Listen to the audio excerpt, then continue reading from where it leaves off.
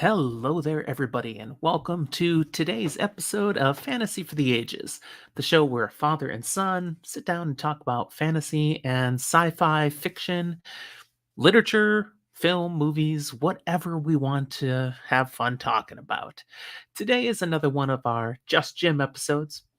It's just me coming to you today because I'm taking another look at the Dresden Files, a series Zach has yet to begin. So it's just you and me. But I'm also doing things a little differently. It's not just me, it's also me somewhere different because I'm on the road for this episode, maintaining our schedule. Sometimes because I have to travel for work, or perhaps I should say I get to travel for work, I'm not always going to be able to be at home. Most of our recordings I can still pull off scheduling that way, but this one, well, I'm somewhere different. I even filmed a little bit of extra to emphasize where I'm at because it's a totally different state from normal. Check this out. Right now, you don't see this in every airport. Yes, I'm in Alaska.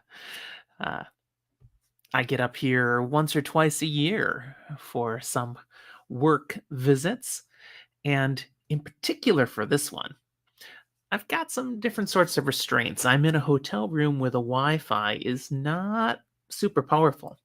So if this ends up being a little choppy, it's because of the Wi-Fi. It's not me, really. Also, my lighting. I think it's going to be good enough, but I had to play around with it a little bit. I don't have my usual setup at home.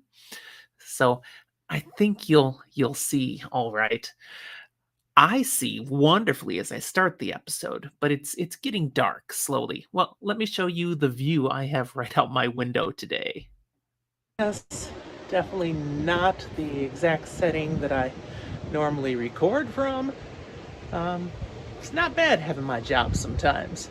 Beautiful places I get to travel. This is Homer, Alaska, and it's where I'm recording my Dresden Files episode.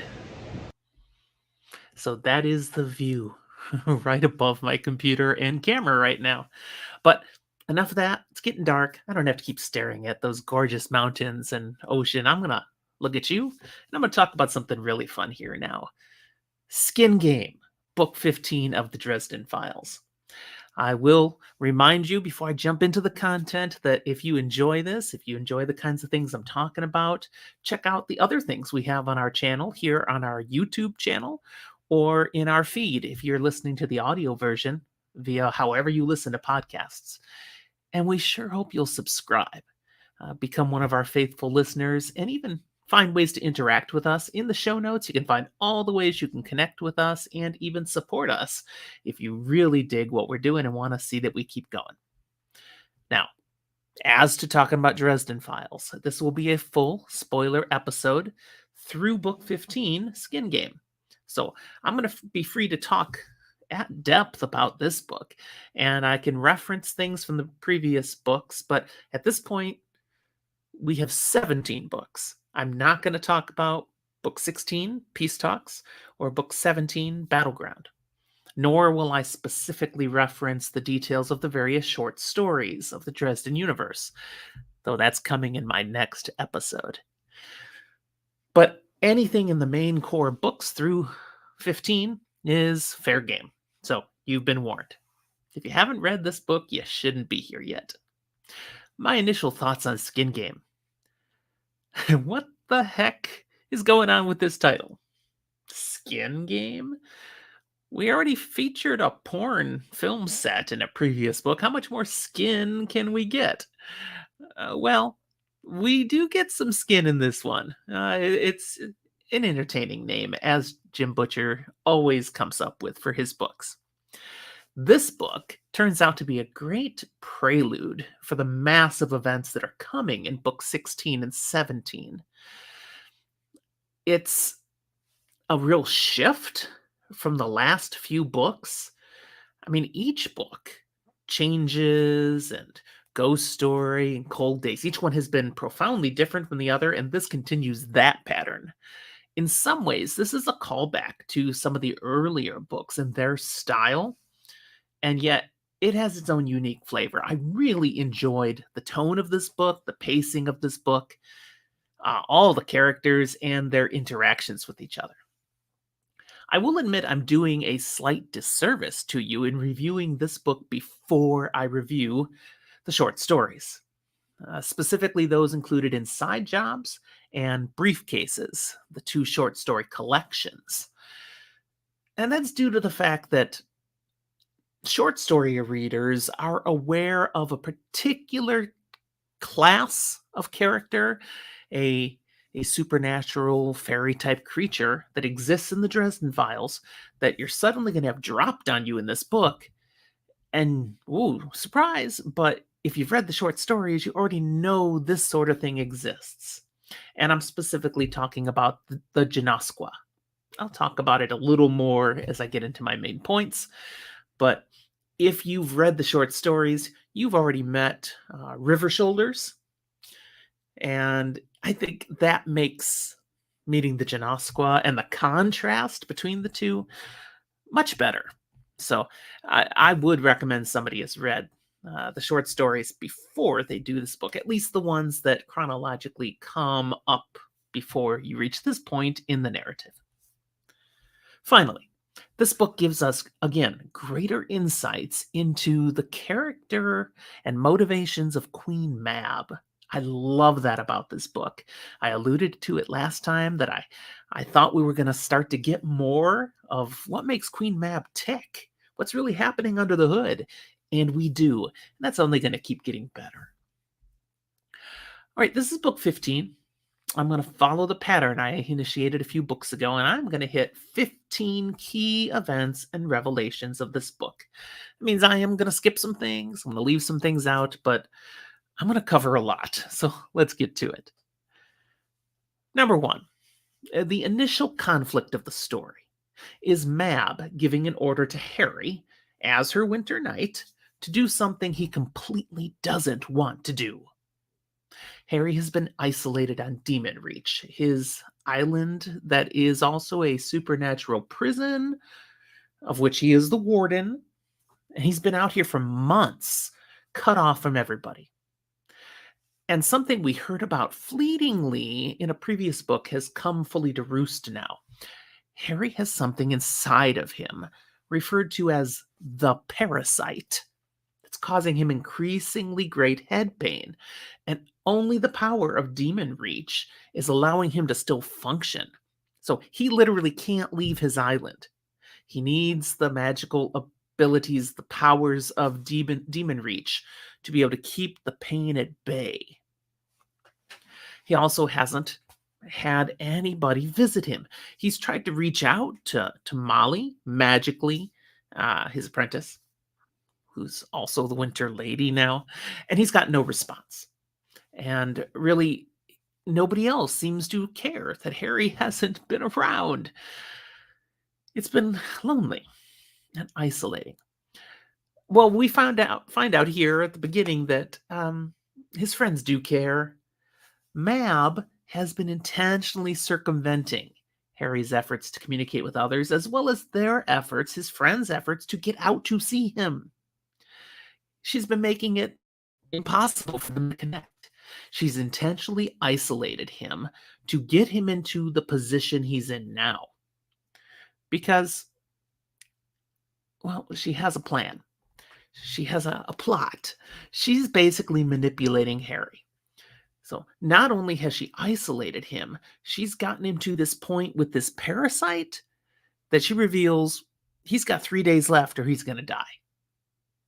And the only one who can help him at this point is her. Maybe he could have got help from his friends, but nobody knew about it. Nobody communicated with him. Now he's out of time, and she has a deal for him. I have a job for you to do. You do it. I'll help you, and everything will be okay. Poor Harry. Why does she feel like she has to manipulate him to this degree? Well, in part, that's Harry's fault. Harry came down real hard in the last book saying, okay, Queen Mab, I will be your Winter Knight, but I'm going to be the Winter Knight my way, not your way. You can't corrupt me. You can't force me to be a bad guy. I will do what you tell me I need to do, but I'm going to do it my way." And she's like, "All right, you're right. I can't force you to do anything. So I will get your cooperation by using circumstances to compel you to do what I want." I mean, heaven forbid she just ask him to do something. But of course, the issue is she's going to want him to do things that he won't want to do. So manipulate the situation so he feels he needs to do it. Which brings us to point 2. Here's the challenge Harry's up against. Here's why Mab has set things up the way she has. She has a task for him that really has no way to spin it in a positive way. It seems to have no merit at all.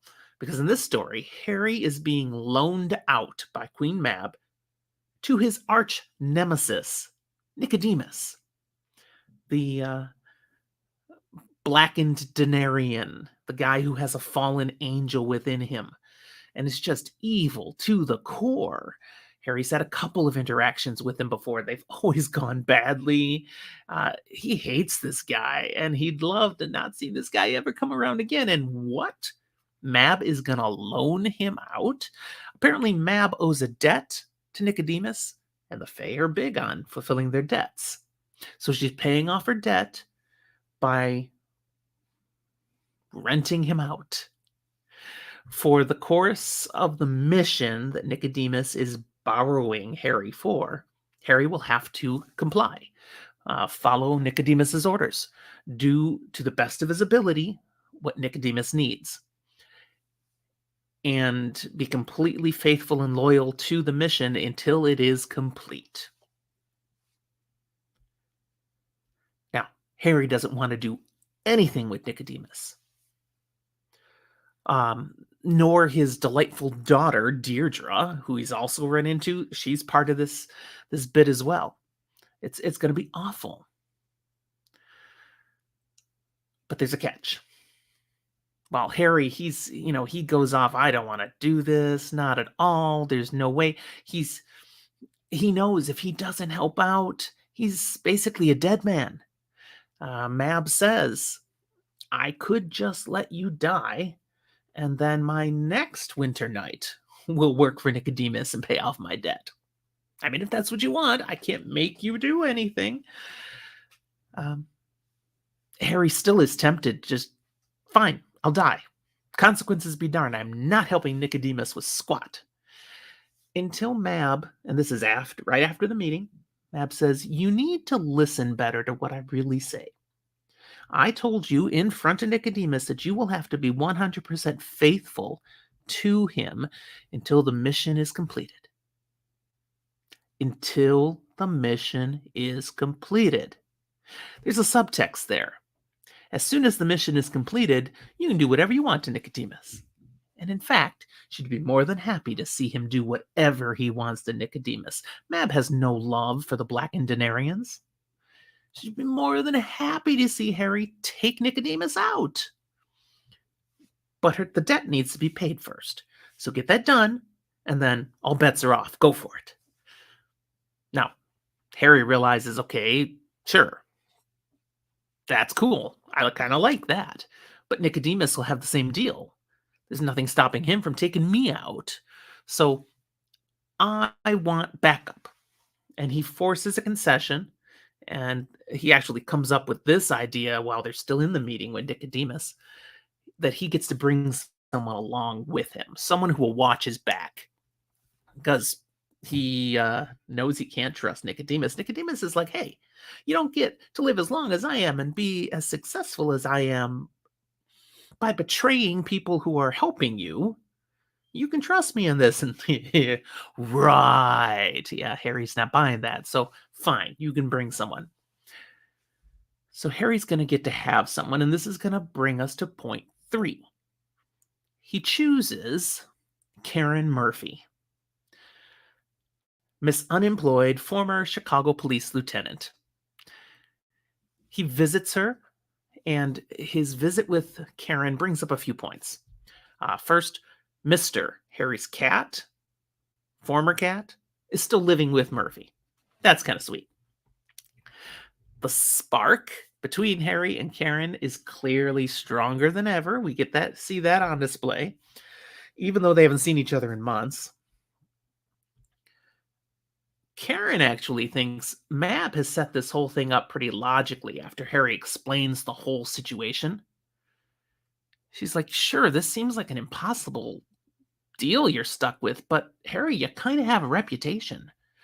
You do impossible.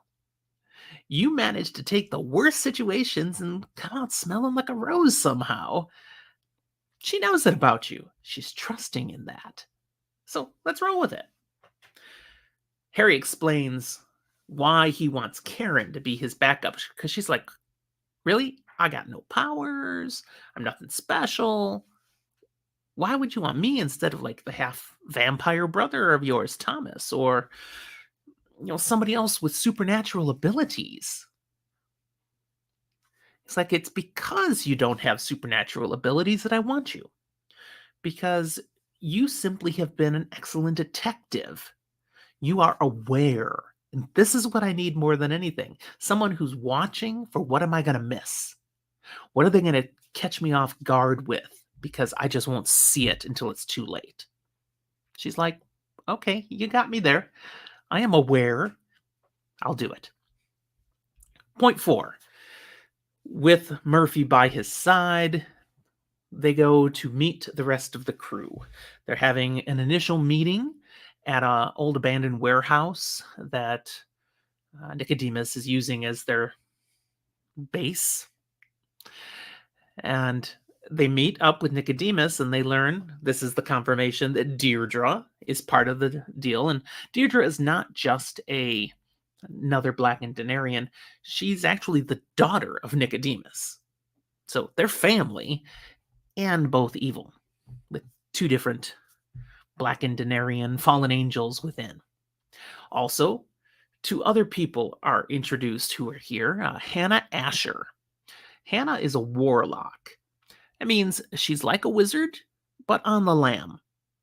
She's not a member of the White Council. She doesn't follow the rules, the laws of magic. She's powerful enough to be a wizard, but she's gone her own way. It also means if the wardens were ever to catch her, she'd be executed. But she has particular skills that have made it possible that she's not been caught. So, Hannah Asher. We'll find out what her skills are a little later. And Binder. Now, we met Binder before. He was featured heavily in the book Turncoat. And he worked for the bad guys against Harry. But late in the story, on Demon Reach, where things get all crazy and out of control, Binder is allowed to leave.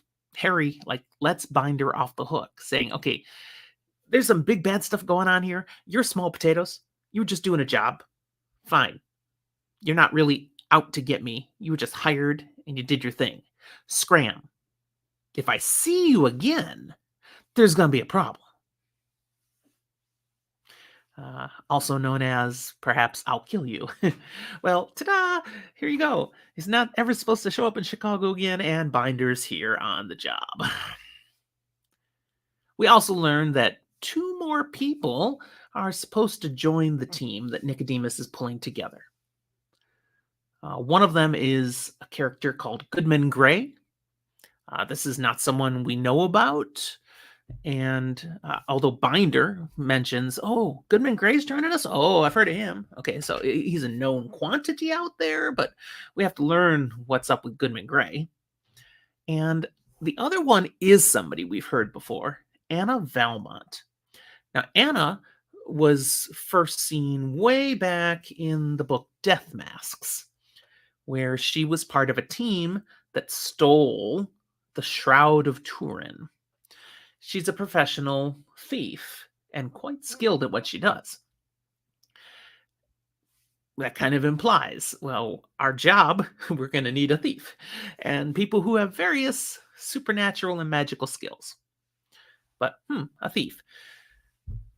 Now, Harry, when he hears, okay, Anna Valmont, you want her on the team? She's never gonna join this team. You thought it was a reach getting Harry to be on the team? Anna, as a thief, had a couple partners. They both ended up dead as a result of the people they were working for. Um, the Blackened Denarians. So basically, she came bad ways with Nicodemus before and barely escaped with her life. Thanks to Harry, she did get away. She's not going to want anything to do with this. Nicodemus agrees that she's not likely to be inclined to want to work for me, but she might do it for you, Harry. Harry did a solid by her, so it's going to be Harry's job, one of the things he's been asked to do by Nicodemus, to go convince her to join the team. So, point 5 is the adventure of convincing Anna to join the team. Their heist squad, because they are indeed going to be stealing something. More on that soon. Harry and Hannah Asher are assigned to go do this job. Not Murphy. Hannah doesn't want to go with Harry. Hannah wants to take Binder with her. But nope, not Binder. Nicodemus made arrangements in ahead of time to get Harry and Hannah in under fake IDs to a fancy soiree with a lot of the hoi polloi, the rich people of town, where there's a meeting set up with Anna Valmont. So it has to be the two of them. So off they go. It's a fun little scene. At least it starts out as a fun little scene with Harry and Hannah being thrown together. Let's put it simply this way. Hannah is hot. So there's clearly some sexual tension going on just because Harry is full male and she is wow. Okay. This is particularly put on display when their outfits show up and they need to change. And Harry's doing that in private when Hannah just walks in. It's like, oh, check you out. And then she just starts changing right in front of him. He's like, oh my goodness. And then, he's kind of peeking because wow. And she's flirting and all. And he's like, nope, no, not going to do that. So that's a little fun part of it. But we get to see something about Harry through this that is, another thing we're learning about the Winter Knight. He has very strong emotions tied to passions. So when he has a sexual urge, it's strong. And he doesn't feel like, oh, I should gently kiss this person or perhaps ask them out. It's like, no, I should take this person. Whew. So Harry's feeling out this experience of having these strong impulses and having to put the brakes on hard, sensing if he lets go, it could not be a good thing. That's going to continue as we go through the story and he learns more about his abilities. So Hannah and Harry, they do go to this party and they meet up with Anna. And Anna doesn't know who she's meeting with. She was given this job kind of blind to go steal something. And when she sees Harry, she's like, you hired me for this? And Harry's like, no, I'm working for the person that you were working for as well. And Hannah mentions, and that thing you stole, yeah, it really wasn't that important. And it's discovered this was really just an audition. If you could pull off this job, then you're the right person we need for the real job we want to hire you for. And yes, she got paid for this job, but now the real money's here because she got basically $300,000 for doing this job. The new job, she'll get $2 million. In fact, everyone on the crew will get $2 million each. Plus, when they get to the place that they're going to steal stuff, there's a whole bunch of other things that will be of value there. Their goal is to steal one thing that Nicodemus wants. But the crew is welcome to take anything else they see once they're there. Easily, there are like gemstones. You could pick up a whole bag full and walk out with another 20 million worth. So this is the mindset everybody's talking about. And this is what Hannah does mention to Anna, basically 2 million guaranteed, another 20 million in goods once you're finished the job. You set for life if you do this one. But it's with Nicodemus, and wow, she does not want to do that. That comes out pretty well. Before they can finish arguing about this, though, and whether she'll be in or not, things go down badly. See, this previous job she just finished, it was stealing something from the Fomor.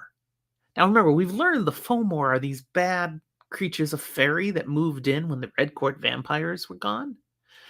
And they're a presence now, and they're really nasty guys.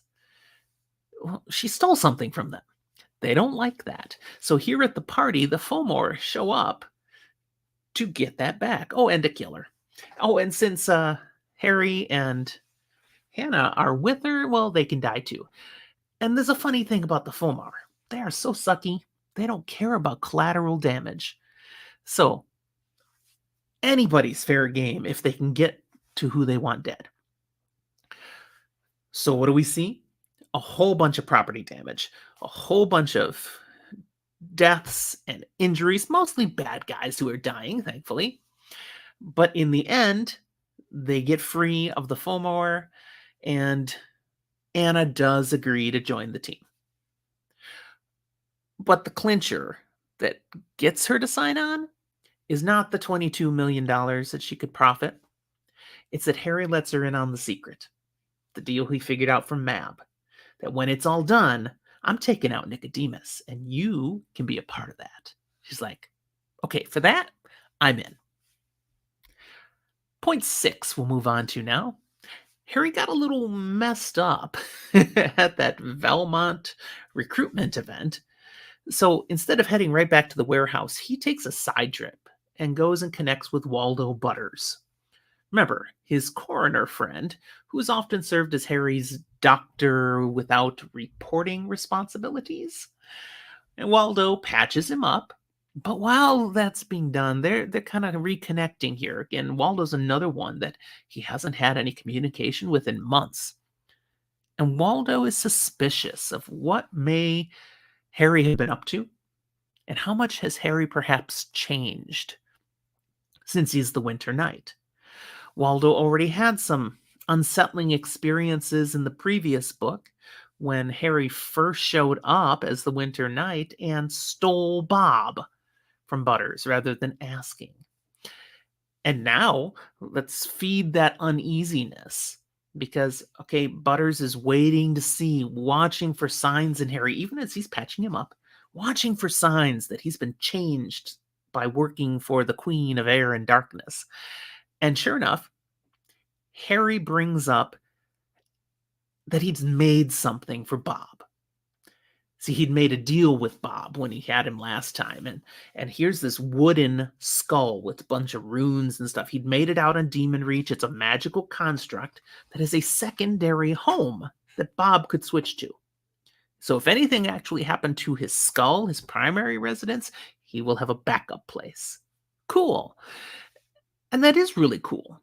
But Butters is like, okay, the first time we've seen each other in months, and you urgently need to talk about paying off a debt to Bob. Who else is really wrapped up in the need to pay off debts? The Fae, who you work for now. See, you're changing, Harry.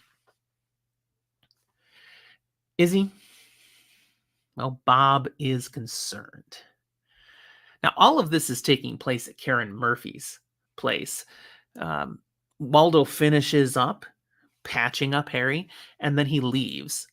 And, Harry's a little unsettled at how that conversation went. Karen Murphy overheard it. So she comes into the room after that and she says, Harry, I know you're still you. So your friends just need time. They'll come around, but I'm still with you. I still believe in you, Harry. And it's a little touching moment. It means a lot to Harry. He has Karen's support.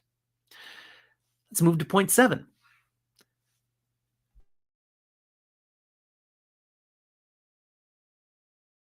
Really? But I've got to speak to the dreams that Harry has in chapter 14. He's resting overnight at Murphy's place, kind of recuperating from his getting dinged up. And he has a couple of dreams. In the first, Molly appears. Now, this is the first Molly sighting in this book. And I say it that way because it turns out this isn't really a dream. This is really Molly in Harry's dream, or Harry in Molly's dream. Regardless, they are connecting psychically through the dreamscape. And that's something apparently wizards can do, or the Fae can do, or maybe both can do. And we get a little update on what life is like for Molly since she became the Winter Lady. One, she's been really busy. And two, it's not been all cotton candy and unicorns. If you remember from the previous book, we learned that the previous Winter Lady, Maeve, had really neglected her duties near the end as she'd been corrupted by Nemesis. Well, now the new Winter Lady is working double time, triple time, to fix the issues that resulted from Maeve's neglect. At the same time, as the new Winter Lady, she has a target on her back. So lots of other Winter Fae are challenging her, are coming after her, are trying to take her out, which is perfectly legit in the Winter Court. If she's worthy of being the Winter Lady, she'll be able to resist and overcome anyone who comes at her. But she has to keep proving herself again and again and again. So it's a little exhausting, it's a little all-consuming, but Molly is proving to be up for it. Molly gets a full update from Harry on what he's into with Queen Mab and this job with Nicodemus, and she's like, ugh, that sounds like a mess. I would love to be there to help Harry, and I will try to get there, but I'm really caught up in stuff right now. When I can wrap up the things that Mab has me doing at the moment, I will get over to you. Okay, so as soon as I can. So we have no idea how long we'll see her. That dream ends. Harry wakes up, except he doesn't wake up. It looks like he wakes up, but he's really having a second dream. Now, we don't find that out till the very end of it. Harry, what he experiences, he wakes up and Murphy comes by to check on him, having like heard him mumbling, he was talking to Molly. And well, she stepped into his room, which is really her bedroom. She was sleeping out elsewhere so he could have the bed. She's wearing, sleepwear.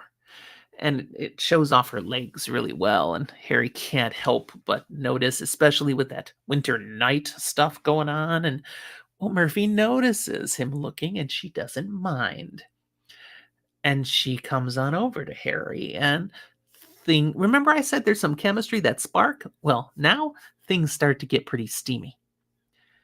In fact, really steamy. Harry and Karen are finally gonna do it. We've been waiting for this. And wow, do they ever do it. I mean, this is a full-out sex scene. Tastefully done, but powerful and all-consuming and whoa, and you'd have to read it to fully appreciate it. But when it finally is just to the last point where Harry is just about, well, we won't bother with that detail. He feels a gun poking into his temple. And he comes quite alert to see Karen with an eye opening up on her forehead of a blackened Denarian. She's become a Denarian, and poof, she pulls the trigger. But that's when he wakes up. This was a nightmare. She didn't become a Denarian and just try to kill him, or actually kill him. No. Now this time he doesn't make noise by mumbling. He wakes up with a cry and he feels like crap because he's still got the aches and pains from his injuries, but he's also horribly aroused and unfulfilled, which is not a comfortable feeling either. And then Murphy really does come into his room to check on him. Now she's dressed much more conservatively, pretty much all covered up. Harry isn't quite as covered up. I mean, he sort of is, but she can see how aroused he is, and she's like, Is there something we need to talk about? And he's like, quick, puts a pillow blocking. But he does agree, and she's with him on this. When this is all done, I think there are some things we need to talk about. And she smiles. So that's suggestive of maybe the relationship, it is time to take it to the next level. Harry clearly feels an interest, and Karen seems to be reciprocating.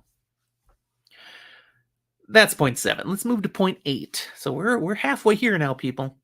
Next day, Harry and Murphy meet the other new person in the party. I mentioned the person before, Goodman Gray. Goodman Gray is an individual of unexplained talents, and we'll find out what those are later. We're still not going to find him out when we meet him, just he's got skills. Okay. Well, Harry, Gray, and Deirdre now get sent on a mission. These are all missions prepping for the big mission. Their job is to go get a sample from a financial dude named Harvey. Basically, they need a piece of Harvey. Okay. But Harry is like on a need to know basis. He doesn't know everything, and therefore we don't either on a lot of these things. We'll come to find out that the sample is needed because Goodman Gray has an ability to completely mimic someone if he has a physical sample of them. I mean, down to the memories, the expressions, everything, if he has a sample. That's cool. He's a complete mimic. So then just gotta go, it's not like you go walk up to guy, hey, can we have some of your skin or maybe clipping of your hair? The guy's gonna be like, that's weird, go away. So Deirdre's idea on how to do this is just to go in blazing into where he works, kill anyone who's in the way, kill Harvey, take what they need. Of course, that's her plan. She's a Black and Denarian. Goodman Gray is like, well, if that's the play, all right, that's fine. And Harry's like, no, that's not fine. We're going to go in stealth-like, okay? There's no need to kill anybody. Let's just slip in, surreptitiously get what we need, and get out. Well, Deirdre's not going to follow Harry's directions, but Harry's like, I'm going to make a real mess of things and totally blow this if you don't work with me a little here. So fine. And Gray is like, okay, Harry's way now. That's fine. He really takes no strong stance. He's just a cool character ready to go with the flow. Well, the plan to go in stealthily pretty much gets blown up right away because they end up in a conflict with another character who shows up who we've met before, Tessa, another Black and Denarian. This is Deirdre's mom and also Nicodemus's wife. But she comes in with her own creatures, and it's clear she's not playing on the same team. She's here to mess with what they're trying to do, and they end up battling through the building, and again, collateral damage and property damage and Harry damage. He takes a beating here, and in the end, they manage to run off Tessa and her people, but Harvey is killed, as are some of the bad guys. Harry's quite upset that Harvey was killed, but he can't unkill him, so it is what it is. They do have their sample, though, and Goodman Gray actually, ta-da, he makes himself completely Harvey. So they achieved one objective. Point 9. Harry, again, after this, leaves. He doesn't just go back to the warehouse. Now, he has an agenda here because he didn't really show Gray and Deirdre this. He kind of covered it, but he's got a badly broken arm from the fighting that took place. He's got to deal with this arm because he realizes showing back up to the warehouse with a broken arm would be showing significant weakness. And amongst these people, I can't be seen as weak. I'm the friggin' Winter Knight. I need to be hard. I need to be tough for myself as well as for Murphy, who's counting on me because she's there to help me. And he's like, and I've just left her there with those guys while I'm dealing with this thing, but I got to show up strong or she will be at risk as well. But not only is his arm broken, this failure to save Harvey, seeing him dead, Harry feels like a failure. He feels like he's broken. Nothing he's trying to do in this circumstance is going right. This is all going to be a disaster. He's gotten himself trapped into things. He's going to get Murphy killed. I mean, he's just cycling in a really bad place. So he goes to the one place he thinks he might be able to get some help and maybe get his head on straight, the Carpenter residence.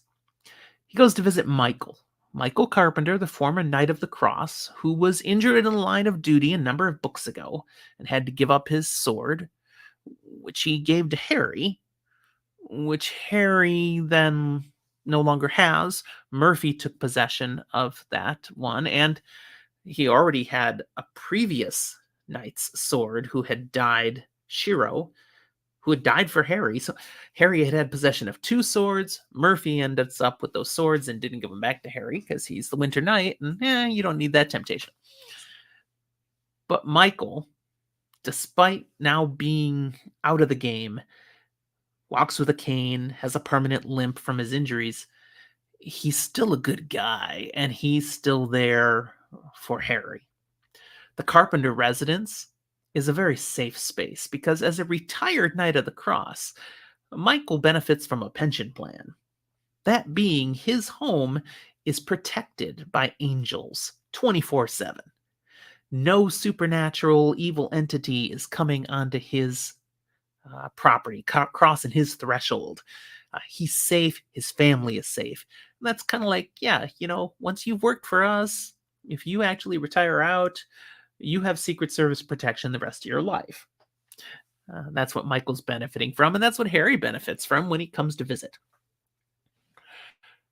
Now, in chapter 20, we get some beautiful writing, and perhaps the most moving chapter of the book, I felt. I mean, this one kind of gets you, because in this chapter, Michael straightens out Harry's broken arm. It's a rather painful experience, but he does straighten it and set it for him. But he also straightens out Harry's skewed perspective. See, Harry, he expresses the fact that he sees himself as a monster for all the hurt and harm and damage that he's caused, all the people he's killed, and all the harm that comes to the people he cares about despite his best efforts. And Michael calls him out for his unbelievable arrogance. This is not what Harry was expecting to hear. But Michael says, literally, dude, you are expecting yourself to be perfect. Are you perfect? No, you're not perfect. No one's perfect.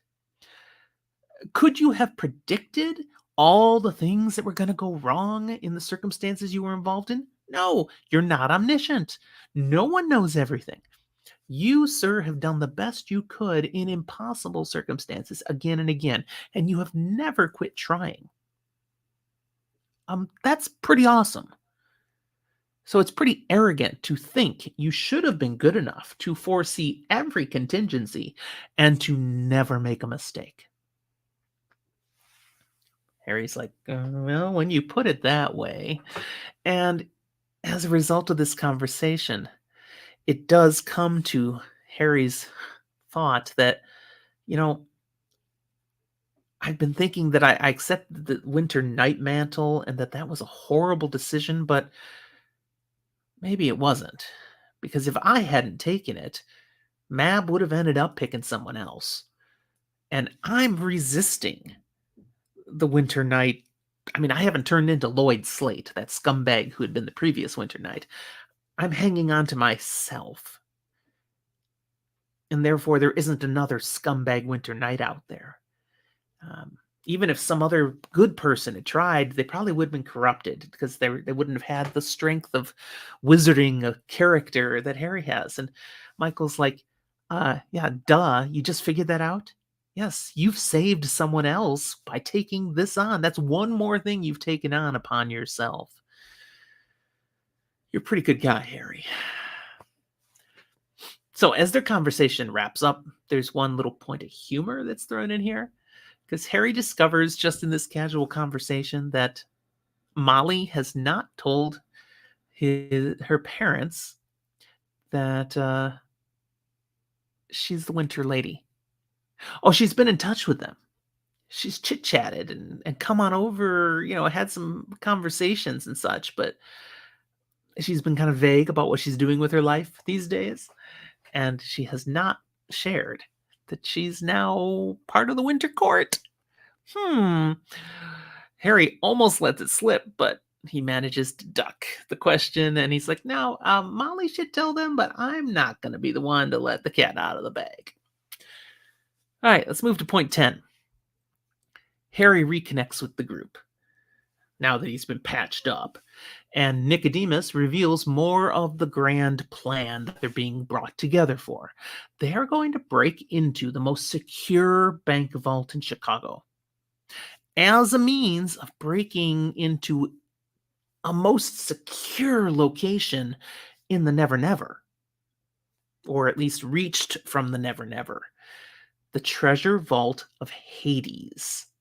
Yes, that Hades, the Greek god of the underworld. Now, why? That we're going to have to wait just a little bit more to learn about. But in order to get to the most secure location of Hades' vault, they have to be in a place in this world that's kind of equivalent, like an almost impossible place to get into. And that's why they've picked this most secure vault. And it's going to come out here. It's actually, sorry, I'm skimming my notes here a bit. It's actually going to be a little later that it comes out, but I'll just share it here anyways now. What they're after in Hades' vault is the Holy Grail. Yes, that Holy Grail. Okay, the treasured cup that Jesus used when he had the Last Supper with his disciples before he was crucified. Why does he want it? Nicodemus says, well, it has sentimental value. I seek out such things. Now let's just back up a moment here. Nicodemus is one of, perhaps the head of, the Order of the Fallen Denarians. Okay, these are fallen angels, demons, that are bound to coins. 30 coins, 30 silver coins. You know where those silver coins came from? The coins Judas was paid for betraying Jesus just after that Holy Grail moment. And, oh man, Nicodemus is tied to those events. That's kind of where he comes from, in a sense. He is a character who wears a noose. He always has this noose on, like a necktie. Judas, after he betrayed Jesus, then went and hung himself. Okay, this is all interconnected here. So the fact that he just wants the Grail for sentimental value, yeah, Harry's not buying this. There's more to this. And so he has some more questions. And while he's not satisfied with the Grail answer, he does get some other questions answered that's helpful for him to know and for us to know. Nicodemus is like, okay, I will level with you guys. You do need to know, if we're going to be successful, what you have puzzled questions about. The biggest one that Harry gets an answer on, though, is who else is on this crew who's been in this room, this warehouse, every time we've been here, but seems to be hiding in the shadows? And ta-da! The creature that's been hiding reveals himself. It's a magical 9-foot tall, man-like creature, all covered in shaggy hair, called a Gymnosqua. And Harry recognizes him. You're one of the forest people. And gets beaten to a pulp for calling the Gymnosqua one of the forest people. The forest people are basically Bigfoot, Sasquatch. They're a thing in the Dresden universe. The Gymnosqua, however, while being of that breed, that supernatural creature, he is not one of the forest people. He is of those who chose the war path. The forest people are all the lovey-dovey, soft whatevers. Ew. The Genoskwas, the power, the war path, the ones who take what they want and live as they truly should. And thus, he's quite insulted to be called one of the forest path, and takes out his anger on Harry, an encounter that leaves Harry unconscious, having been battered into unconsciousness. And falling into unconsciousness, he falls into chapter 23, where Harry now gets to talk with inner Harry Dresden. While he's knocked out, he's going to have a conversation with that personality, the subconscious level of his personality. He's had interactions with this part of himself before. Most notably, it was during the time when he had the shadow of Lashiel taking up residence in his head. And sometimes the shadow of Lashiel was talking to Harry's subconscious, his inner emotions and feelings, instead of talking to the real Harry. And they even schemed kind of against him at times. It was funny and weird back then. But so Harry has an inner id personality that has some more basic preferences and thoughts that aren't fleshed out by more mature reasoned thinking that Harry brings to the game. In his unconscious state, he gets to talk with his inner Harry, who reveals to him some vital information. Specifically, meet the parasite. We learn through this interaction that growing in Harry's head is not really a parasite, but another supernatural entity, a spirit of intellect. Like Bob. Bob is a spirit of intellect. There's a Bob growing inside of Harry. Where the heck did a Bob show up? Well, it's definitely not Bob, because it more clearly is portrayed in this subconscious inner mental scape as female. In a sense, Harry's having another daughter, because we learn that this entity was birthed from Harry's intellect and the shadow of Lashiel. When it broke from what Lashiel, the fallen Denarian angel, would have wanted, and actually sided with Harry back in the end of the book White Knight. Harry had nicknamed her Lash, and she took on her own personality, and she sacrificed herself inside of Harry's mind, sacrificed herself to save him in a tough situation there at the big fight at the end of that. And poof, she was gone. But that self-sacrifice, an act of love for who Lash had come to understand Harry truly was at his core, created something new. This spirit of intellect that's been slowly growing within Harry and getting bigger and bigger, and therefore causing pain. It's psychic pain, really, but still very real pain, because she's taking up too much space and she's got to come out. And she can't just come out. She needs to be birthed in some way.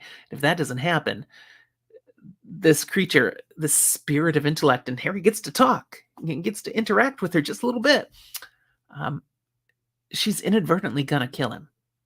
So she's not really a parasite trying to kill him. She's this newly born creature who's truly about to need to get out. So that's one more thing. Harry's got to figure out, how do I help this thing be born before I die? Because I want to get to know this thing. This is fascinating. All right, let's move to point 11. Got 5 points left.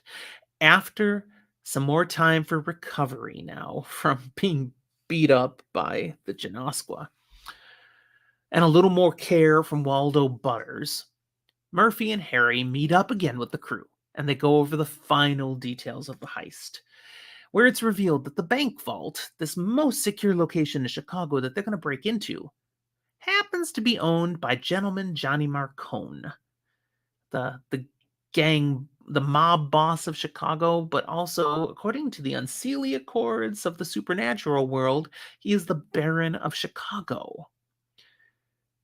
You don't just violate his territory without reprisals. So there could be some serious blowback by going into a vault that's Marcone's. Oh well, that's still the job. Unfortunately, at this point, this Marcone issue isn't the biggest problem because some supernatural alarms go around them in the warehouse where they're talking about this, and they realize someone's been eavesdropping. And as they quick go to see what, who, what, where, it's discovered, at least Harry realizes, it's Butters. Waldo Butters had tailed Harry and Murphy back to this meeting because after Butters had helped Harry with some recovery and patch up jobs again, he's still suspicious. Harry won't tell everything that he's been up to or what he's doing, how he keeps getting hurt. And Butters suspects he might be up to no good. So he follows them and he's spying and he hears about what's happened. Well, when Harry realizes Butters is running for his life now and all of Nicodemus and crew are out to get him, Harry has to play along. He has to follow orders. He's got to go get Butters. But he also has to try to save Butters, make sure they don't catch Butters. So he's trying to do both at the same time. How can I almost catch him?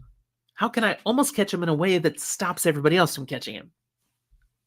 This leads to a furious chase scene, and Harry is successful in pulling off allowing Butters to get away with the help of Bob, because Butters has Bob. Harry reaches out to Bob, gets Bob's cooperation, because Bob figures out what Harry is up to, and sure, I'll help out.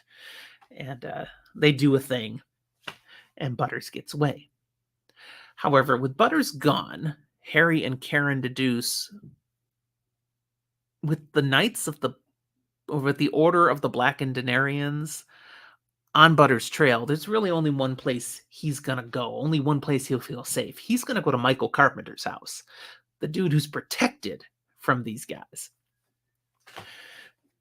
So when they talk about that, Harry and Murphy, Harry also sees, Murphy's reaction to, he's going there, and then the Nicodemus and all are going to follow him there. Oh, this is not good. And he's like, oh, are you kidding me?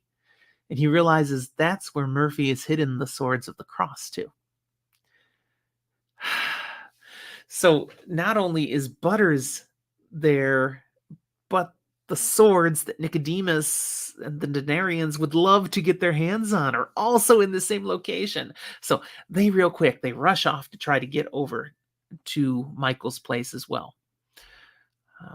Unfortunately, they're followed. They don't get away clean from Nicodemus and all. So Harry gets there in time.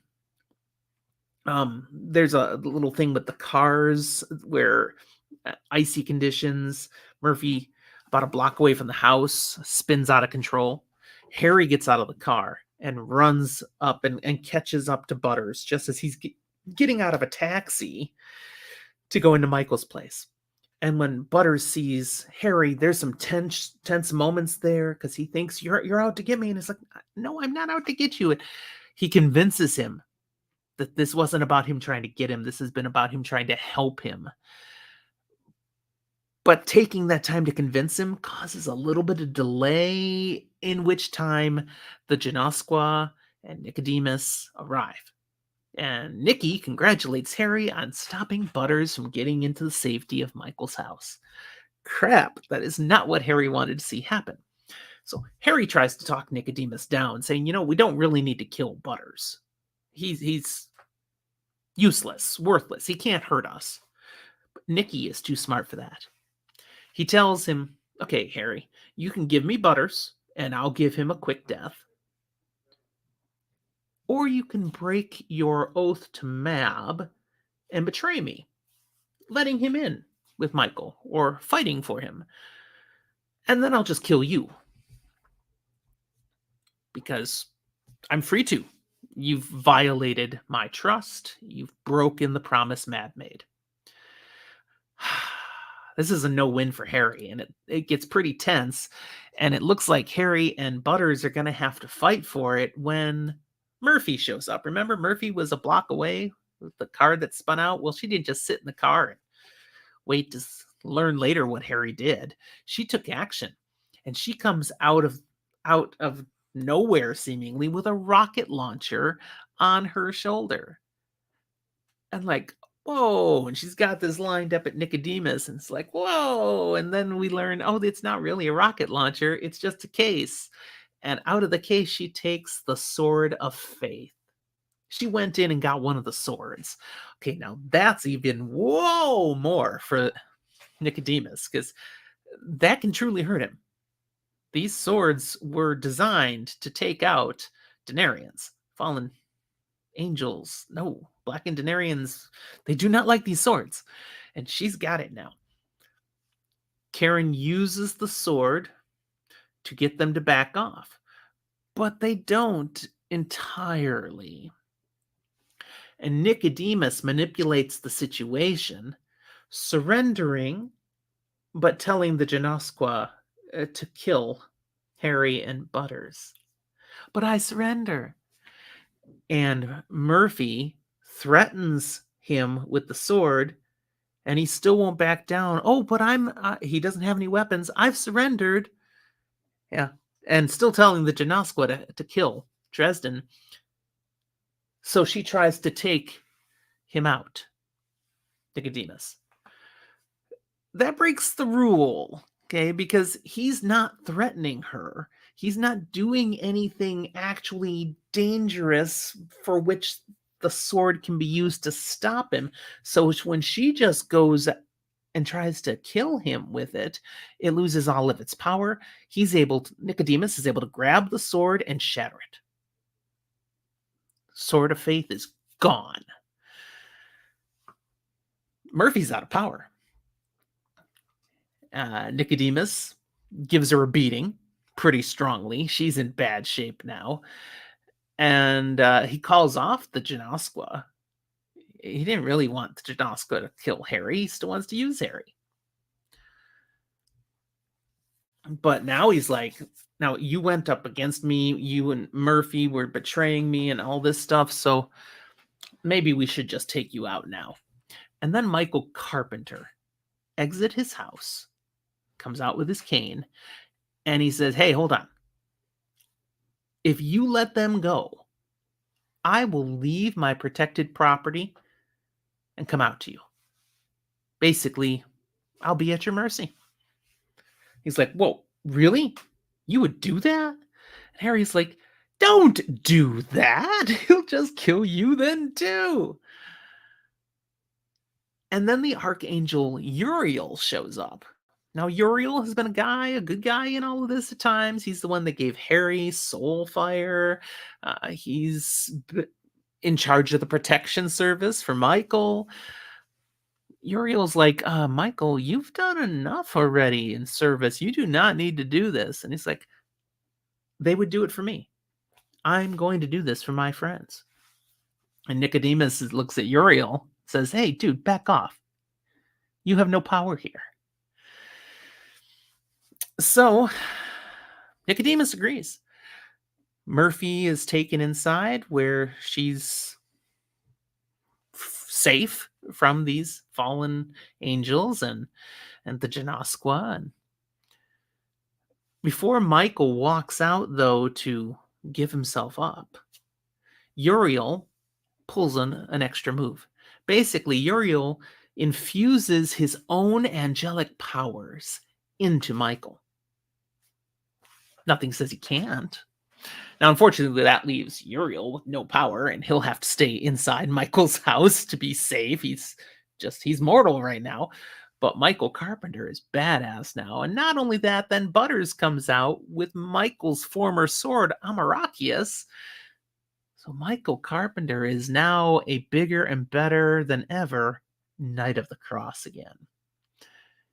And here he is ready to face off Nicodemus. Wisely, Nicodemus decides to back down, not press his points, and he just looks at Harry and says, I expect you back at work. Well, Harry's like, hey, wait a second. You made a deal that I could have backup, and you took out my backup. After Murphy had lost the sword, then you punched her when she was down. You kicked her, you broke bones. You took out my backup when you didn't have to. So I claim the right to pick another one. It's like, fine, whatever. So, of course, Harry picks Michael. So now a Knight of the Cross is coming into the party. Not what Nicodemus would have wanted necessarily, but rules are rules, deals are deals. We get to point 12. The new group gather back at the warehouse. There's some tense initial moments when Harry shows up with a freaking Knight of the Cross in full Crusader armor, and whoa. But here we go. This is what we're going to do now. This is the new team. And Nicodemus says, let's do it. We can do this now. They go to the vault. First, they got to go to the building where Marcone's vault is. And Hannah Asher, we learn, is a fire savant. Her wizarding specialty is fire. She can do crazy, incredible things with fire that Harry has not known wizards to be able to do before. She's like, wow, this is amazing how powerful and specialized she is. He's very impressed. Using her fire magic, she's able to get them into the building and through the initial security measures. Binder then summons his creatures from the Never Never that he can just, call up, and uses them to keep all of the guards at bay and anybody that Marcone would send after them for violating his building and territory. So his creatures will keep them busy, giving the crew time to get into the vault. Anna Velmont is now going to take time to use her safe cracking skills to get them into the vault itself, with an assist by Harry. Because Harry doesn't want to see her on her own do it, because he has a suspicion. If she gets them into that safe, her role has been played and Nicodemus will kill her. So he's going to stay close to make sure that doesn't happen. He and Anna are trying to kind of be a team here to a degree. Well, when Harry is there with her, he discovers something else about this vault. It's not all that high tech because there are passive magical wards everywhere. Basically, if you try to get into the vault and do anything around the vault using magic, you go boom. So Harry cannot do anything with magic here. They know that now. Good thing to learn. Hannah had used magic to get into that point, but she's not using it now. Neither is Harry. Anna is successful in cracking the vault. Once they get inside, they're going to be able to do other things.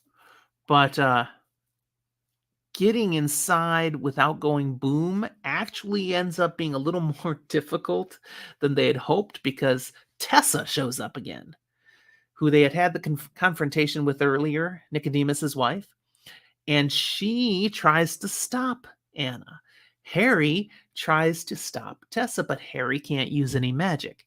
What Harry ends up doing is just delaying Tessa, mostly just using physical means to distract her, to keep her from Anna so Anna can get the safe open. Harry takes another horrible beating, and it's only his Winter Mantle that allows him to survive as long as he does. We've learned something about this Winter Mantle over the course of the book. It doesn't really make Harry supernatural. What it's done is it's allowed him to use his human physical capabilities to the nth degree. He can do absolutely the ultimate of what he physically is capable of. Literally to the point that he will break himself. We are hardwired with inhibitions for our own protection. We won't run so hard that our heart bursts. We won't lift something that will leave our back and arms broken, even if we could do it for just a moment, because we know that will hurt. So we stop ourselves from going so far. He doesn't have any of those inhibitions. His Winter Mantle blocks out any of the discomfort or pain he should be feeling. Well, until it's over, and then he'll feel some of it. That's not healthy, and that's why partly throughout this book he's getting so dinged up because he's doing things as the Winter Knight that he can do, but his body can't really take. And that happens here too, as he's holding off Tessa. He takes a pretty bad beating. Michael Carpenter comes on in, and they're able to get her out of there uh, using his Knight of the Crossness. He also basically prays, and his spiritual abilities heal Harry, which is a good thing because Butters isn't around to patch him up this time. So they're in. They've gotten in. Everybody else comes and joins them inside the vault now, except Binder. Binder is going to stay outside again to keep Marcone's goons off, and maybe even the police if they show up, to keep them away from interfering. He's got all these goons with him with Uzis, hold off the bad guys. So now what do? Well, now it's Harry's real job. The key reason he's here is to open a way through the Never Never from this ultimately secure location into the treasure vault of Hades. Harry can do that. He can open places through the way. He can open a way through the Never Never. So when he magically does that, things go boom. Remember all those passive wards, but they're inside the vault now. So there is a massive explosion, but it's outside the vault. They are all safe. Binder should be safe because he was way outside the perimeter of the blast zone with his people. Harry has opened up a place, a way into Hades' domain. This takes us to point 13. It's time to proceed through that way that Harry has opened. It's all fire. Now, I mean, the realm of Hades, okay, hell, basically. Not so shocking that everything's burning. Well, Hannah Asher gets to use her fire magic again. As they look into this area, they can see through the flames an arch beyond the flames, and there seems to be a lever on the arch. As if, pull the lever down and maybe it'll shut it down. So using her abilities with fire, she walks through the flames and pulls the lever.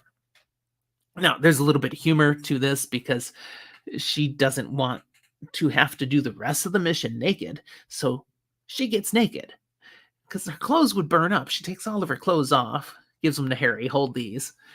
Everybody's like, whoa. Again, hot, remember? And we see her walk through the flames, and Harry and Goodman Gray have a little conversation about this, of how impressive this is. She's using her magic again in ways Harry's never seen a wizard be able to pull off, because she's redirecting the flames. They're never touching her, and the heat is not touching her, but she's magically redirecting them from every single part of her body at once. That's not just one easy spell. This is incredible. And she almost pulls it off perfectly. But when she's partway there, a salamander, a fire salamander, shows up, hidden in the flames, and goes to attack her. The rest of the crew manage to distract it. She rushes through and pulls the lever, but her stress at that moment and pulling the lever, then she burns herself and gets some blisters because she got sweaty with the tension. And so the water of sweat on her hands, when she reaches and pulls the lever, that turns to instant steam, and the heat goes through the steam, and she does finally get burned. She's actually a little ticked at that. And she, slipped. Harry's like, seriously? After what you just all did? You're a little upset you got a few blisters? I think you should still be impressed with yourself, okay? Trust me. So that part's done. All right, we're through the Gate of Fire. Well, after that, we get to see the Gate of Ice. Because it's not enough to get through one gate. This time, it's Harry's job. Harry's going to have to get them through. He's the Winter Knight. He knows winter stuff and ice stuff, and he has spells that, he can use with cold stuff.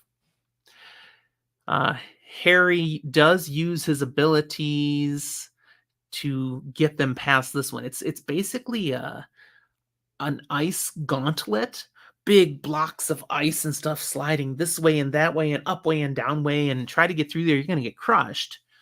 But Harry manages to see the pattern, figure it out, and then moving in ways that none of them would be able to. He's using his Winter Mantle again.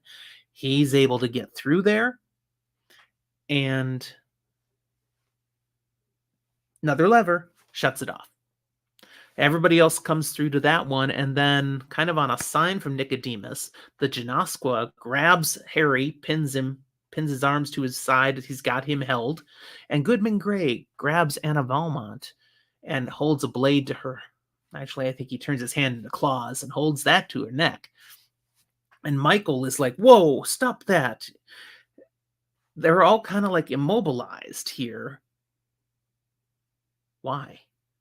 Well, Nicodemus reveals, all right, there's one more thing we have to do to get into the inner part of the vault here. We've had the gate of fire, we've had the gate of ice. Now this is basically the gate of death. Someone's going to have to die. Dun, dun, dun. But the death is planned. Harry doesn't know that. Again, need to know. Nobody really knows that, except a few key people, and in particular, Nicodemus and Deirdre knew this was coming. The death that is planned is not Harry's death. It's not Anna's death. This is all just kind of showmanship to throw them off of what's really going to happen, because Nicodemus and Deirdre walk off to the side a little bit, have a little conversation, and then she basically tells him she's ready, and Nicodemus kills his daughter, stabs Deirdre right through the head. She's dead.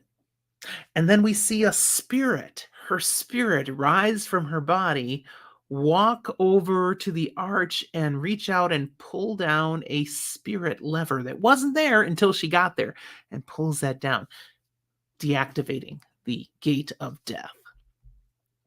Wow. That's not cool. He killed his own daughter for this, and she allowed it. So she's basically now stuck in hell. Oh, that's fun. But she was willing to do it. She believes in whatever her dad is up to. So now they're in the vault, okay? And Harry comes to realize that the objects stored around this vault, because they all kind of scatter and look around at the things that are here, this isn't just a bunch of wealth and riches. He realizes these are weapons, the things that are stored in this place. These are things of power. In fact, he fairly quickly, before Nicodemus does, he finds the Holy Grail. But with it are 4 other pieces of things from that same time. The sign that hung above Jesus on the cross. The real Shroud of Turin. Apparently that one in the previous book was not the real thing. Okay, different things, elements, the crown of thorns, they're all here. There's 5 different things here. It's like, I cannot let Nicodemus get his hand on 5 things of such power tied to his source of becoming a fallen Denarian, a blackened Denarian. No. So he's got to do something about this. He realizes he must be here for more than just double-crossing Nicodemus. It's got to be something about these weapons. And then suddenly he realizes everything is frozen. Everybody's frozen. The lights even shifted. Time has stopped, mostly stopped. And then Harry hears somebody basically say, "Hello, welcome to my place." And turning, he's with Hades himself. Hades has appeared, has slowed time down so much that nobody else will even notice that they're there, and they have a little conversation. Hades basically likes Harry, kind of feels a little kinship for him. They have an adorable conversation here. And through this conversation, Hades reveals, basically for Harry to deduce, that Hades knew they were coming all along. He's in on whatever Mab is up to. They've been allowed to come in here, and some of these weapons that are stored here are supposed to be taken because they will help Queen Mab in the battle against the outsiders. There's that word again, those entities. There's something coming with outsiders, and Harry is going to be part of that battle. Hades is like, and dude, I just want to shake your hand. Harry's like, this is all kind of weird, but he does get that information that, okay, yes, these weapons are important, and I can't let Nicodemus have them all. And uh, thank you for letting me know there was more going on. Hades goes away. Time goes back to normal. Harry makes his move. Again, Nicodemus hasn't found the Grail yet. Harry calls Valmont over to him and shoves the other 4 items of power into her loot bag where she's supposedly, grabbing gems and everything. Nope. Stuffs those in there. Says, trust me. We need to keep these away from Nicodemus. And then he calls Nicodemus, hey, I've got the Grail. Nicodemus comes on over. Sends Valmont off to go guard the entrance. Tell Goodman Gray he can come in, start looking for his stuff. Harry doesn't just give the Grail to Nicodemus, though. He starts taunting him with it. Gets Nicky worked up. Plays on his emotions at having killed his own daughter. He senses that wasn't as easy as it should have been. Nicodemus actually felt hurt when he sacrificed his daughter for this. And in the end, he does. Harry does toss the Grail to Nicodemus just when Nicodemus gets so furious with him that he tells the Genosqua to kill them. Just kill Harry and Michael. At that decree, the Grail is in Nicodemus's hands, and Nicodemus has just broken faith, saying, just kill them. The deal's off now. Harry is free to fight, and it's on. Harry and Michael are basically up against the Genosqua, Nicodemus, and Andariel, the fallen angel that's with Nicodemus. And it's the fight doesn't go too badly at first. Michael and Harry were fairly prepared for this. But then Michael calls a pause, and he tries to get Nicodemus to repent. Remember, we learned in earlier books that the Knights of the Cross, their primary purpose is not to kill those who have taken on these fallen angels, but to get them to turn away from the fallen angels, to give up their coins, to come back to the light, come back to God, be redeemed. They never want to, but it can happen.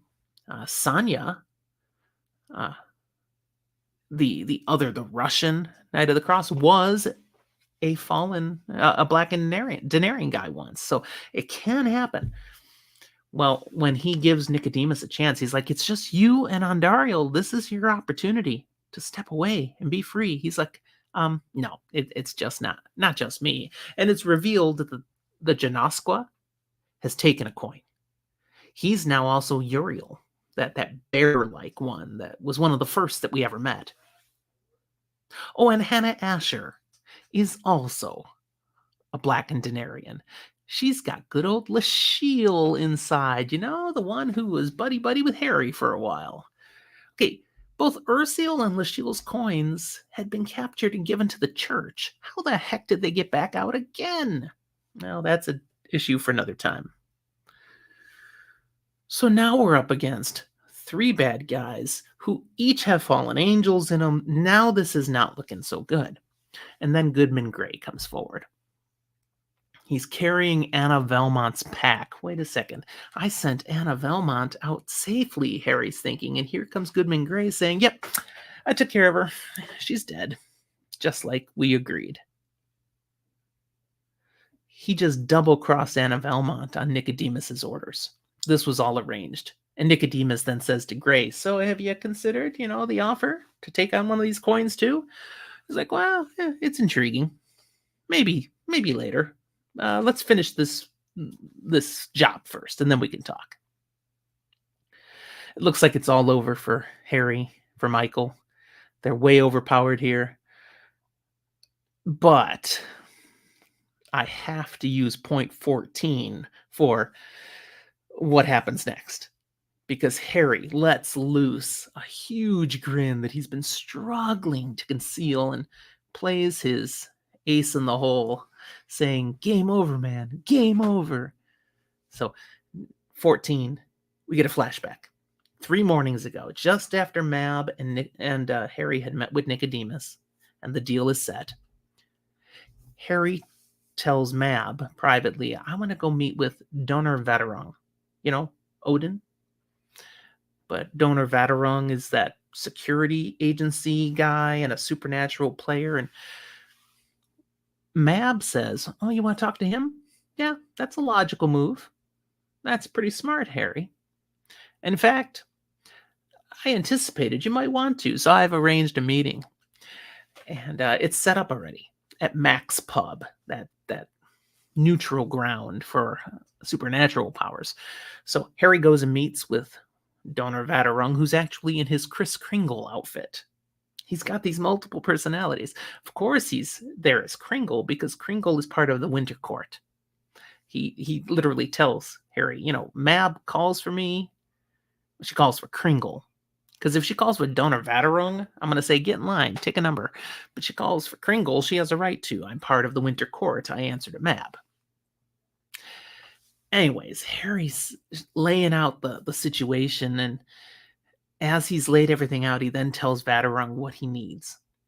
He needs an inside man, someone he can get to also be as part of this crew that Nicodemus is going to pull together, that can be ready to turn and be part of Harry's move at the end. And Kringle has the perfect guy. And it's through his manipulation that he arranges for Goodman Gray to end up on the team. And Kringle, Vaterung, gets Harry to meet Goodman Gray, and Harry hires Goodman Gray first. And part of the job is you're hired to take Nicodemus's job and work for Nicodemus. But whenever I use a special code word, that means you should listen to what I'm saying to do at that time and kind of follow my lead. And when I use the final special phrase, which will be game over, that's when it's time to drop the act and help me attack. So that's what we see right here at this point. Game over, man, game over. Just like that, Goodman Gray drops the show and attacks the Janoskwa.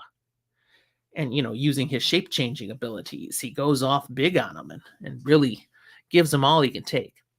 Michael, he takes on Nicodemus and Andariel. Harry's going to deal with Hannah/Lashiel. So each has an entity to go after. The battle is very cool. I'm not going to go into all the details. Here's the cliff notes. Nicodemus/Andariel is forced to flee by Michael's Knight of the Crossness. Hannah/Lashiel is killed in her battle with Harry. And Goodman Gray, he gives the Janoskwa quite a mess up, basically blinds him, causes him some real issues. He's reverted to his Ursiel form because his Janoskwa form is really too damaged. But Goodman Gray has his head pretty badly wrung. It took a lot out of him to get that far. So Harry sends Michael, who is also slightly wounded from his battle with Nicodemus, to take Gray on ahead, and then Harry's going to try to deal with Ursiel. And how he does that is he turns the ice gauntlet back on. And Harry gets through it. Ursiel, the Janoskwa, it doesn't. Splat. All gone. Rejoining the others and Anna, who's waiting there, Harry now reopens the way. I hadn't mentioned this earlier, but before he did his initial job with the Gate of Ice, he'd closed the way to make sure Nicodemus and all didn't just decide to double-cross Harry right away, because you're going to need me to get out. So he'd closed it. Well, now he reopens it, And they all go through, and then Nicodemus comes flying through in kind of a shadowy form. So he gets out. Crap. And he kind of takes corporeal form long enough to make it clear that he's going to go take out Harry's daughter. He's figured out Harry has a daughter, Maggie, who we've seen before, who lives with the Carpenters, and he's going to take out Michael's family too. And off Nicodemus goes. So, oh man. Okay, this leads us to point 15. Final point of the story. They rush to get back out of the vault, and then once they get out, okay, Michael's home. It's protected by angels, but they realize that's not going to stop just a bunch of regular schmoes with machine guns showing up under Nicodemus's orders. So they've got to get back there to stop Nicodemus, to protect Michael's family and Maggie and get them safe. But they can't get there fast enough, except one idea. Goodman Gray, he transforms, kind of shakes things off again, and transforms himself into a big, large, galloping sort of creature, kind of like a horse, but not quite, and gives Harry a ride through Chicago at breakneck speeds. I mean, insane speeds. But it takes it all out of him to get to the Carpenter house in time. And he's got nothing left. So Harry's there. Harry's on his own. Covering himself in a veil, magic veil, he rushes to the Carpenter's house to the back door as Nicodemus's goons are pulling up in the front. Getting inside, he finds Charity, and Butters is there, and Ursule. And he's, we gotta go. Well, the kids are all up in the panic room. They're already secure up there, and now it's too late for any of them to do anything. Looking out the windows, they can see that Nicodemus, he's brought 16 of his goons with him, and half have headed to the back door, half are coming at the front. Okay, pass out the weapons. Everybody's ready to defend, because here they come. And this is going to be serious. You know, Charity's got firearms, Butter's got a shotgun and a bunch of magical gadgets. Uriel, he's got a kitchen knife, but he looks ready to use it. Even Mouse is there. I hadn't mentioned Mouse, his big dog, you know, and he looks ready to do his part. He's right next to Uriel. He also thinks, you know, maybe he's going to try to protect him. With the house surrounded, the doors are breached, it's blown in. Gun battle takes place, and we end up seeing Charity be captured. Now, she's drug out in front of the house. She's being held by Nicodemus, and his wife, Tessa, is there now with Nicodemus now, and holding her hostage. He basically says, now watch what we're going to do to your kids, and he orders his guys to burn the house down. Harry is unfortunately unable to do anything at this point, because in the midst of the battle and stuff, he's had a little thing, a special earring he's been wearing. It was literally pierced onto his ear by Mab way back at the beginning of the book to allow him to survive the pain of the parasite. Because remember, he couldn't leave the island before, because it was the island's power that was allowing him to manage the pain of the parasite. Well, Mab gave him this earring with Winter Court magic in it that was allowing him to still manage the pain. Well, it breaks at this point. And as soon as that thing shatters, he's in fetal position. He can barely function. He's in so much pain because it's on the cusp of, you know, birth time. So he's no help. Butters decides to be the hero. He takes Harry's duster off, which has a whole bunch of wards on it, and he puts it on. He has Bob with him and tells Bob, activate the wards, you know. So he's got this suit of armor that's just Harry's coat, and taking a shotgun and his magical gadgets, he goes out and charges out at the Denarians. They're shooting at him, but the duster's protecting him, and he takes out Tessa. He's actually a little bigger than Tessa, just in sheer violent shock, he knocks her down. That's as far as he can get. She flings him off then, knocking him silly. He's got blood coming out of his ears. And he sends one last thing he does. He sends Bob magically out of his skull off to that other skull that Harry had created, which Bob had at his home. And he'd given him orders. If things go badly, I want you to go. I'm going to send you there. And you tell Andy, which is who Butters is with, the werewolf, Andy. You tell Andy what happened. And that I went out as a hero. Well, meanwhile, Harry has managed to do something in this gap of time that Butters created. He managed to grab something that fell off the table in the house in the midst of all this attack and stuff. The hilt of the Sword of Faith. Remember, the Sword of Faith was shattered, but the hilt is still there. He takes that hilt, and as an act of hope and faith, he tosses it, he throws it out to Charity, believing that through the faith that she has, God may do something with this hilt to help. It's one of those beautiful moments where Harry throws perfectly, and Charity doesn't catch perfectly. It bounces right off her hand, tumbles past beyond her, and lands in Butters' hand, who has gotten up at that point. Butters has the hilt, and suddenly it turns into a friggin' lightsaber.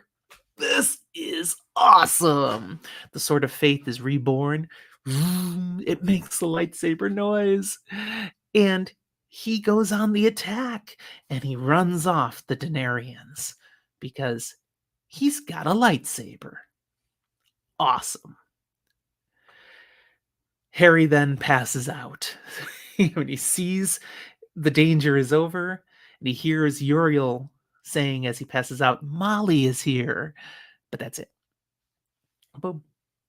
All right, there's a whole bunch of wrap up that could then take a ton of time to cover, but this has already been my longest Dresden File episode, so it is time to finish it. So just bullet points. Okay, the new Spirit of Intellect, with Molly's help, it was delivered. And it's now in that wooden skull that Harry had prepared, and Harry's going to be spending time with her. Maggie, Harry's daughter, is a happy and healthy child. We get just a little bit from her. She's loving growing up in the Carpenter household. Michael is back with his limp because Uriel has resumed his full archangel powers. But gee, that was fun for Michael. The loot that they recovered from Hades' place, it's divided amongst them all now, those of them that are left. And even the Carpenters get some money because Michael went in. He's like, "Oh, we can't accept that." And Charity's like, "Heck yes, we can. We have kids to put through college. It's going to be their scholarship fund." Harry takes a portion of the loot to give to Marcone, and he uses that to get Marcone off their back because they had violated his territory. Okay, this payment settles the issue.